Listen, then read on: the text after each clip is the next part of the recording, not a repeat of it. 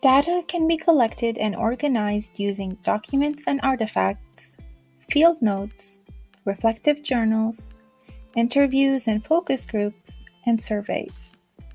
There are many other methods to conducting action research, such as observing individuals or groups, using audio and videotape recording, using analytic memoing, using or taking photography, or distributing surveys or questionnaires.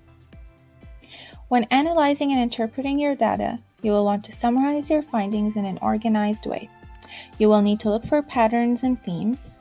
After analyzing and interpreting the data, you will want to use the information you have to answer the research question. Qualitative analysis is more common in action research than quantitative. In qualitative analysis, there is a focus on deductive and inductive analysis of data.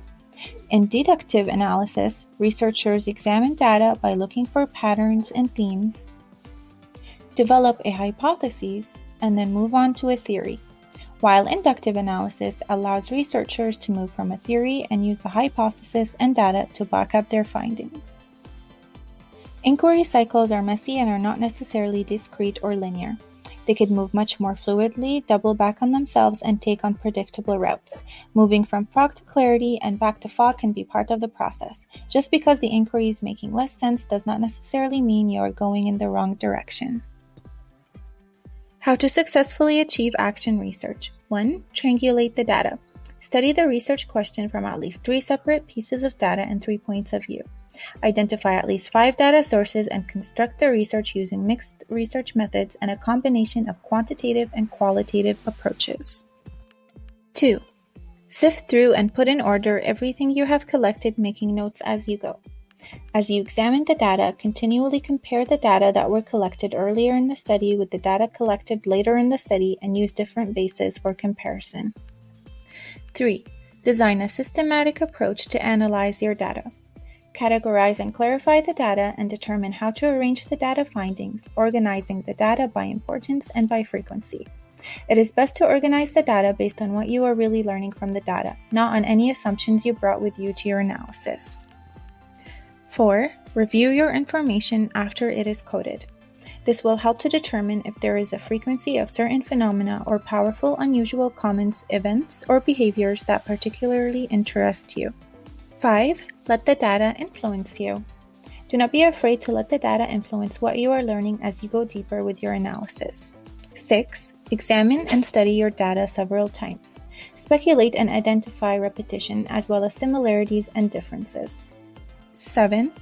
Write continuously to document actions and ideas as they take place. As you proceed through the action research process, make notes. Jot down what you are seeing, what questions are emerging, and what you are learning. 8. Create a visual representation of what you have collected. Look for patterns related to time and sequence as well as patterns related to differences and other factors. You could present them using a grid, an idea map, a chart, or through a visual metaphor. 9. Abstract and distill. State the core of your findings as if you had to summarize the essence of your study in an abstract of 50 words or less. 10. Consult with and involve your students. Students may offer new ideas about their learning or validate what you are finding. Students may also become co-researchers. 11. Take a break away from the study. Sometimes it helps to take a break from the research process to clear your mind and to give yourself a rest.